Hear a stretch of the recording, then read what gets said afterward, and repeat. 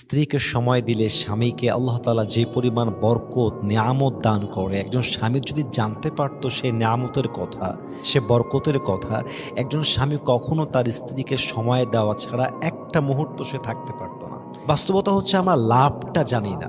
স্ত্রীকে সময় দেওয়াটাকে আমরা আমাদের সময় নষ্ট হিসেবে ভাবি। দ্যাটস ওয়াই অনেক স্বামী আছে যারা স্বামী হিসেবে স্ত্রীকে সময় দেওয়াটাকে গুরুত্বপূর্ণ মনেই করে না।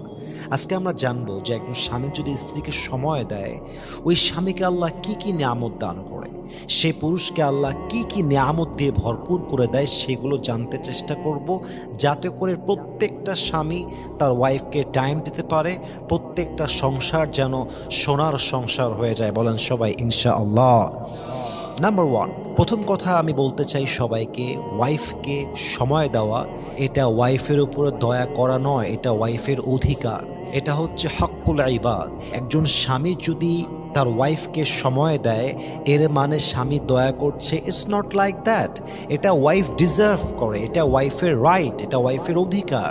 আপনি যদি ওয়াইফকে সময় না দেন, ঘোরাতে না নিয়ে যান, কিছু খাবার কিনে না দেন, গিফট না দেন, প্রপারলি টাইম না দেন, এটার জন্য কিয়ামতের দিন আপনাকে প্রচণ্ড পরিমাণে হিসাবের কাঠগড়ায় দাঁড়িয়ে হিসাব দিতে হবে। কেন দেওয়া লাগবে? কারণ এটা হক্কুল ইবাদ, এটা বান্দার হক। আল্লাহর হক হচ্ছে নামাজ, রোজা, হজ, যাকাত। যদি